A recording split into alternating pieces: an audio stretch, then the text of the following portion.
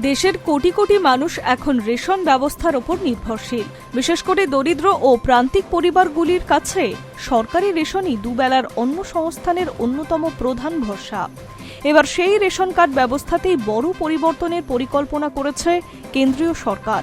অন্তোদয় অন্ন যোজনার আওতায় খাদ্যশস্য বণ্টনের বর্তমান নিয়মে সংশোধন আনার প্রস্তাব সামনে এসেছে। বর্তমানে অন্তোদয় অন্ন যোজনার আওতায় থাকা পরিবারগুলিকে প্রতি মাসে পরিবার পিছু ৩৫ কেজি খাদ্যশস্য দেওয়া হবে। অন্যদিকে প্রায়োরিটি হাউসহোল্ড শ্রেণীর রেশন কার্ডধারীদের সদস্য পিছু ৫ কেজি করে খাদ্যশস্য পেয়ে থাকেন। দীর্ঘদিন ধরেই অভিযোগ ছিল, এই ব্যবস্থার ফলে বড় আকারের অন্তোদয় পরিবারগুলি তুলনামূলকভাবে বঞ্চিত হচ্ছে।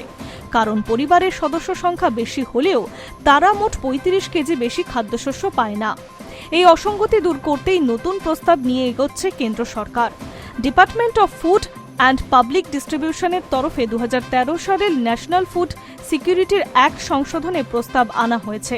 প্রস্তাব অনুযায়ী অন্তোদয় অন্ন যোজনার পরিবারগুলিকে সদস্য পিছু ৭ কেজি করে খাদ্যশস্য দেওয়া হতে পারে। তবে একটি পরিবারের জন্য সর্বোচ্চ বরাদ্দ ৩৫ কেজি থাকবে। উদাহরণস্বরূপ, কোনো অন্তোদয় পরিবারে যদি ২ জন সদস্য থাকেন তাহলে তারা পাবেন ১৪ কেজি খাদ্যশস্য। ৩ সদস্যের পরিবার থাকলে ২১ কেজি, ৪ জন থাকলে ২৮ কেজি এবং ৫ জন থাকলে ৩৫ কেজি খাদ্যশস্য। অর্থাৎ ৫ বা তার বেশি সদস্য থাকলে সর্বোচ্চ ৩৫ কেজি বরাদ্দ করা হবে। কেন্দ্রীয় সরকারের মতে অন্তোদয় অন্ন যোজনায় উপভোক্তা দেশের সবচেয়ে দরিদ্র ও ঝুঁকিপূর্ণ শ্রেণীর অন্তর্ভুক্ত। তাই তাদের প্রয়োজন ও পরিবারের আকার অনুযায়ী খাদ্যশস্য বরাদ্দ করা আরও ন্যায়সঙ্গত হবে। বর্তমানে ছোট পরিবার ও বড় পরিবারের মধ্যে একই পরিমাণ খাদ্যশস্য বণ্টনের ফলে যে বৈষম্য তৈরি হয়েছে তা দূর করাই এই প্রস্তাবের মূল উদ্দেশ্য। ইতিমধ্যেই এই সংশোধনী প্রস্তাব নিয়ে সাধারণ মানুষের মতো চাওয়া হয়েছে। আগামী ১৩ জুলাই পর্যন্ত নাগরিকরা নিজেদের মতামত ও পরামর্শ জমা দিতে পারবেন। এরপর প্রাপ্ত মতামত পর্যালোচনা করে সরকার চূড়ান্ত সিদ্ধান্ত নেবে বলে জানা গিয়েছে।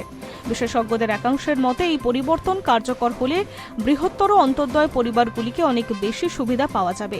একই সঙ্গে রেশন বণ্টন ব্যবস্থার স্বচ্ছতা, সামঞ্জস্য বৃদ্ধি পাবে। তবে ছোট পরিবারের ক্ষেত্রে খাদ্যশস্য পরিমাণ কমে যেতে পারে বলে আশঙ্কা করছেন কেউ কেউ। সব মিলিয়ে দেশের খাদ্য নিরাপত্তা ব্যবস্থাকে আরও বাস্তবমুখী ও ন্যায়ভিত্তিক করতে কেন্দ্র সরকার এই উদ্যোগ নিয়েছে বলে সূত্রের খবর। এখন নজর থাকবে সংশোধনী প্রস্তাবের চূড়ান্ত সিদ্ধান্তর দিকে। Hi news network.